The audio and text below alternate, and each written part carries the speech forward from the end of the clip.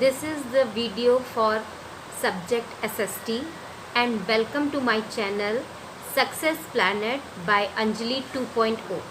Okay, आज के इस वीडियो में मैं आपको मार्केट अराउंड अस में role of intermediaries, retail market, wholesale market, उसके अलावा इन दोनों में जो डिफरेंस होता है उसे, और साथ ही साथ टाइप्स ऑफ मार्केट्स एक्सप्लेन करने वाली हूँ। तो लेट अस स्टार्ट।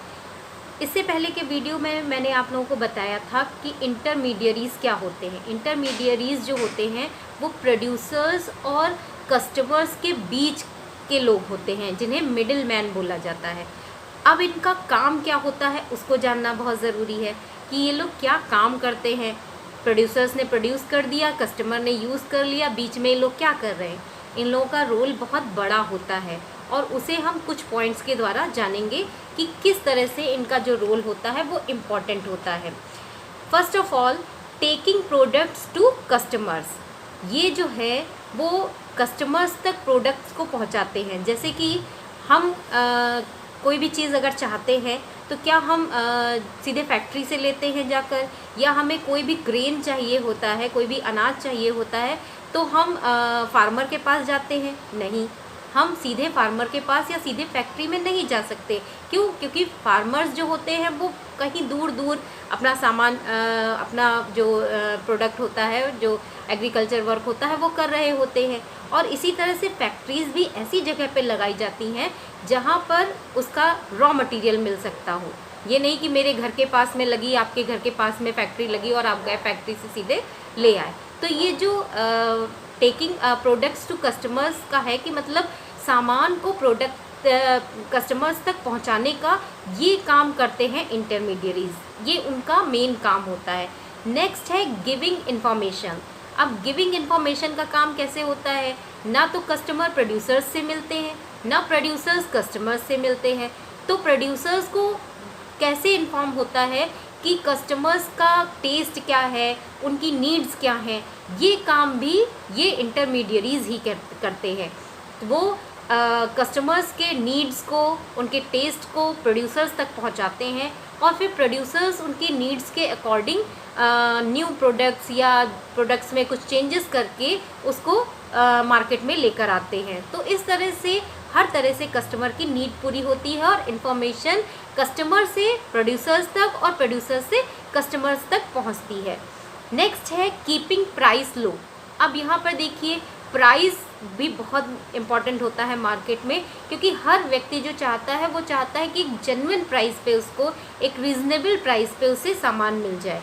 तो प्राइजेज़, अब ये जो बीच के इंटरमीडियरीज होते हैं ये फैक्ट्रीज से जैसे सामान लाते हैं तो पता नहीं फैक्ट्री कहाँ लगी हो, इंडिया के किस स्टेट में हो, वहाँ से दूर दूर जगहों पर ले जाना, उसमें ट्रांसपोर्टिंग में काफ़ी खर्चा आता है। उसके अलावा कस्टमर्स के लिए रिटेल शॉप्स तक पहुंचाने में बहुत खर्चा आता है। इसको बैलेंस करने के लिए जो इंटरमीडियरीज होते हैं ये क्या करते हैं, लार्ज क्वांटिटी को एक साथ मंगवाते और लेते हैं, ताकि वो जो ट्रांसपोर्टिंग का जो खर्चा है वो हर एक प्रोडक्ट पर उतना ज़्यादा ना पड़े और प्रोडक्ट एक्सपेंसिव ना होने पाए। इसलिए उन प्राइस को रीज़नेबल और जेन्युइन बनाए रखने के लिए वो लार्ज क्वांटिटी में सामान को मंगवाते और होलसेल और रिटेल मार्केट तक पहुंचाते हैं। नेक्स्ट है अट्रैक्टिंग कस्टमर्स। अब कस्टमर्स को किसी भी सामान के लिए अट्रैक्ट करना, ये काम भी इन्हीं इंडियन इंटरमीडिएटरीज का होता है कि किसी प्रोडक्ट के बारे में कोई कस्टमर नहीं जानता, वो तो फैक्ट्री में नहीं गया था कि वहाँ से वो पता कर पाता कि उसमें क्या अच्छी चीज़ें हैं, क्या उस किस चीज़ से बना है, उसके क्या फ़ायदे हैं। तो ये सारी जानकारी भी कस्टमर्स को ये इंटरमीडियरीज ही देते हैं कि ये सामान कितना अच्छा है, उन्हें ख़रीदना चाहिए, रीज़नेबल प्राइस है, इसमें ये अच्छाइयाँ हैं। इस तरह की जो जानकारियाँ होती हैं और कस्टमर को अट्रैक्ट करने का जो तरीका होता है ये भी यही रोल प्ले करते हैं। नेक्स्ट है प्रोवाइडिंग फंड्स।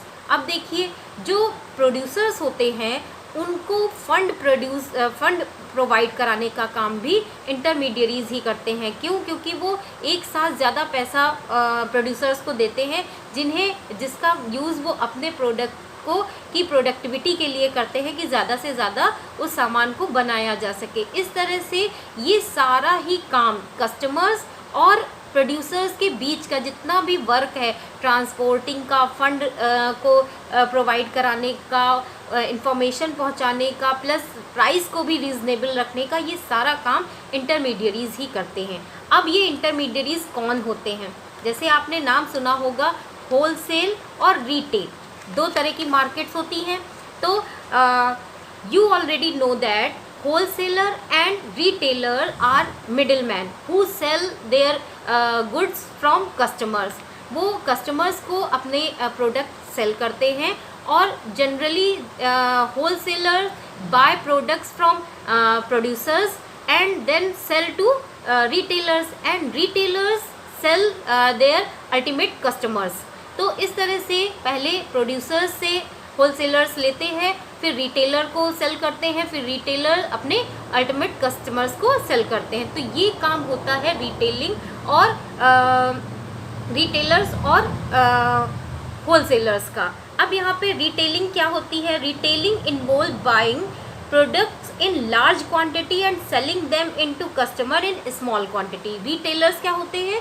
वो होलसेलर्स से ज़्यादा संख्या में लार्ज क्वांटिटी में सामान लेते हैं और एक एक प्रोडक्ट करके अपने कस्टमर्स को सेल करते हैं। और होलसेलर्स क्या होते हैं? वो ज़्यादा से ज़्यादा लार्ज क्वांटिटी में ही सामान प्रोड्यूसर्स से लेते हैं और लार्ज क्वांटिटी में ही रिटेलर्स को सेल करते हैं। तो ये यहाँ पे दोनों में डिफरेंस थोड़ा सा है, इस डिफरेंस को आप समझ लीजिए, difference between retailing and wholesaling. तो इसमें क्या, सबसे पहला तो प्राइस का होता है। जब कोई भी प्रोड्यूसर अपने सामान को सेल करता है होलसेलर को, तो वो अपनी प्रोडक्टिविटी, उसमें प्रोडक्शन में जितना भी पैसा लगा होता है उससे थोड़ा हाई करके, प्राइस हाई करके सेल करता है। फिर उसके बाद होलसेलर उस पर ट्रांसपोर्टिंग और अपना जो उसने ख़रीदने में जो पैसा लगाया उसको प्लस करके उस पर थोड़ा सा प्रॉफिट लेकर रिटेलर को सेल करता है। फिर रिटेलर उसमें जितना उसने लिया उस पर कुछ प्राइस लगा के, ताकि उसकी शॉप का खर्चा, उसका बाकी का जो बिजली का बिल वगैरह है वो सारा निकल सके और उसको कुछ प्रॉफिट हो सके, इसके लिए वो उस पर थोड़ा सा अपना प्रॉफिट और ऐड करता है। इससे जो प्राइस होता है प्रोडक्ट का वो हैंड टू हैंड चेंज होता रहता है। तो एक बार प्रोड्यूसर के पास से जो प्राइस आया वो होलसेलर ने बढ़ाया, फिर होलसेलर के पास से रिटेलर के पास बढ़ा और रिटेलर से कस्टमर्स के पास पहुंचा। तो प्राइस बहुत ज़्यादा एक्सपेंसिव हो जाते हैं कभी कभी किसी चीज़ के, या उनको किसी तरह से मेंटेन किया जाता है। नेक्स्ट है retailing is usually done through different types of shops या डोर टू डोर मार्केट। जो रिटेलर्स होते हैं वो या तो शॉप्स के माध्यम से या डोर टू डोर सामान को बेचकर अपना मार्केट का वर्क करते हैं, जबकि जो होलसेलर्स होते हैं उनके लिए एक पर्टिकुलर मार्केट प्लेस होता है जिस पर ही वो अपने सामान को सेल करते हैं। वो जगह जगह अपना सामान को लेकर नहीं जा सकते। क्यों? सबसे पहली बात, क्योंकि होलसेलर्स के पास लार्ज क्वांटिटी में होता है और उस लार्ज क्वांटिटी को वो एक जगह ही रखकर सेल कर सकते हैं, डोर टू डोर नहीं ले जा सकते या एक छोटी सी शॉप में नहीं ले जा सकते।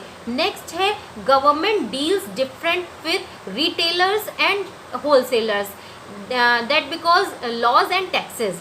ये जो लॉज और टैक्सेस होते हैं गवर्नमेंट के, वो रिटेलर्स के लिए अलग होते हैं और होलसेलर्स के लिए अलग होते हैं। तो वो लॉज आप यहाँ पर डिफरेंट टाइप्स ऑफ लॉज हैं, लेकिन वो आपको मैं एक्सप्लेन नहीं करूँगी क्योंकि वो जानना आपके लिए ज़रूरी नहीं। बस इतना जानिए कि गवर्नमेंट के जो रूल्स और टैक्सेस के रूल्स होते हैं वो दोनों पर ही अलग अलग लगते हैं, रिटेलर्स पे अलग और होलसेलर्स पे अलग। उसके अलावा it is more common for ultimate customer to buy from retailers than to buy from wholesalers। मतलब ये ज़्यादातर होता है कि जो कस्टमर्स होते हैं वो रिटेलर्स से ही लेते हैं, होलसेलर्स के पास नहीं जाते। क्यों? एक वजह और है, क्योंकि होलसेलर्स लार्ज क्वांटिटी में ही सामान को सेल करता है, वो एक दो चीज़ को नहीं बेचता। तो इसलिए जो रिटेलर, जो कस्टमर्स होते हैं वो होलसेलर्स के पास नहीं जाते हैं और रिटेलर्स के पास ही चले जाते हैं। उसके बाद देखिए wholesaler usually deals in one product. ज़्यादातर होल सेलर्स के पास केवल वन या फ्यू प्रोडक्ट्स ही होते हैं, कि मतलब एक प्रोडक्ट या दो या चार प्रोडक्ट्स, क्योंकि उसे लार्ज क्वांटिटी में मंगाना होता है तो वो दो चार प्रोडक्ट से ज़्यादा नहीं रखता। लेकिन जो रिटेलर्स होते हैं उनकी शॉप में आप तरह तरह के और बहुत तरह के प्रोडक्ट्स देखेंगे, लो प्राइस वाले भी, मिडिल प्राइस वाले भी और हाई प्राइस वाले, एक्सपेंसिव भी। तो हर तरह की वैरायटी रिटेलर्स के पास पाई जाती है। ये तो डिफरेंस मैंने बताया। अब आप लोग एक और चीज़ जान लीजिए कि मार्केट कितने टाइप की होती है, टाइप्स ऑफ मार्केट। एक तो वीकली मार्केट होती है। वीकली मार्केट कौन सी होती है? जो 1 वीक में किसी पर्टिकुलर डे पर लगती है। वहाँ पर जो शॉप्स लगती हैं वो परमानेंट शॉप्स नहीं होती हैं, वो एक जैसे टेम्परेरी शॉप होती हैं, वो डे ख़त्म होते होते वो हटा दी जाती हैं और पूरे दिन का जो प्रॉफिट होता है उससे जो वहाँ के लोगों का जो भी आपस में समझौता होता हो कि आप मेरी शॉप के सामने लगा रहे हो या कहीं किसी जगह पे लगा रहे हो, तो उस एरिया की जो मैनेजमेंट करता है उसको कुछ पैसा जाता होगा, बाकी उसका रेंट नहीं देना पड़ता, ना कोई बिजली का बिल होता है, ना कोई टेलीफोन बिल होता है। तो इस वीकली मार्केट में ज़्यादातर जो प्राइस होते हैं वो चीप प्राइस की चीज़ें होती हैं, एक्सपेंसिव नहीं होती, और जो उनकी जो क्वालिटी होती है वो भी बहुत अच्छी नहीं पाई जाती है। मतलब एक कहें कि बहुत हाई क्वालिटी की चीज़ें नहीं पाई जाती वीकली मार्केट में। नेक्स्ट है नेबरहुड मार्केट। नेबरहुड मार्केट ज़्यादातर हर व्यक्ति के घर के आसपास की मार्केट होती है, जो जहाँ पर ज़्यादातर जो यूज़ की चीज़ें होती है, मोस्टली हर ऐसी चीज़ जो किसी भी इंसान को पर डे डेली लाइफ के लिए ज़रूरत होती है वो पाई जाती है। उसके अलावा अब तो इतना मार्केट प्लेस बढ़ता जा रहा है कि हर एक एरिया में केमिस्ट शॉप भी आपको मिलेगी, आपको ग्रेन्स की भी मिलेगी, हाउस होल्ड की भी मिलेगी, हर तरह की शॉप्स आपको और हर तरह की सर्विसेज आपको मिल जाएंगी। तो नेबरहुड जो मार्केट होती है उसमें ज़्यादातर ये रहता है कि वहाँ के लोग जो होते हैं वो अच्छी सामान ही रखते हैं, क्योंकि कस्टमर्स जो आसपास के होते हैं वो उनको जानते हैं और वो गलत सामान नहीं बेच सकते, या वो लोग ऐसे ही सामान अपनी शॉप्स पे रखते हैं जो वहाँ के नेबर्स की जो स्टेटस होता है या उनकी जो नीड्स होती हैं। नेक्स्ट है शॉपिंग मॉल्स। शॉपिंग मॉल्स के लिए आपने देखा है और बहुत देखा भी होगा, गए भी होंगे शॉपिंग मॉल्स में, कि शॉपिंग मॉल्स जो होते हैं बड़े से बिल्डिंग में होते हैं और कई फ्लोर्स पर होते हैं। उसमें बहुत टाइप के प्रोडक्ट्स आपको मिलते हैं और साथ में फैसिलिटीज़ भी मिलती हैं, जैसे कि आपको एक फ्लोर से दूसरी फ्लोर पर जाने के लिए एक्सीलेटर मिल जाता है, या आपको उस पर बहुत सारी शॉप्स के शोरूम्स होते हैं, एयर कंडीशनर होता है, बहुत सारी चीज़ें ऐसी होती हैं जिनका खर्चा भी ज़्यादा होता है। और ऐसी जगहों पर जो प्रोडक्ट्स होते हैं वो वेल मेंटेन, अच्छी क्वालिटी के और एक्सपेंसिव होते हैं, क्योंकि वो सारा खर्चा उस सामान के प्राइस से ही वसूला जाता है या उस प्राइस में ही एडजस्ट किया जाता है, ताकि पूरे शॉपिंग मॉल का जो खर्चा है वो निकाला जा सके। जैसे कि शॉपिंग मॉल्स पे आप जाएंगे तो आपकी गाड़ी खड़ी करने के लिए, व्हीकल के लिए आपकी जगह होगी पार्किंग की। उसके अलावा आप शॉप टू शॉप घूम सकते हैं, बहुत सारी ऐसी शॉप्स होंगी जहाँ बहुत सी ऐसी जगह होंगी जहाँ आप अपने बच्चों को छोड़ सकते हैं, उनका एंटरटेनमेंट हो, आप मार्केट करिए और बच्चे एंटरटेनमेंट करें। तो इस तरह से बहुत सारी सुविधाएँ देती है शॉपिंग मॉल्स, और बहुत ही बड़े बड़े शोरूम्स होते हैं बड़ी बड़ी कंपनीज़ के, तो जो उनका प्रोडक्ट होता है वो भी एक्सपेंसिव होता है। तो इस तरह से मैंने आपको टाइप्स ऑफ मार्केट बता दिए और रिटेलर और होलसेल मार्केट के बारे में बता दिया। आई थिंक आप लोगों को ये चैप्टर समझ में आ गया होगा। ये चैप्टर का आखिरी पार्ट था और मैंने पूरा एक्सप्लेन कर दिया है आपको।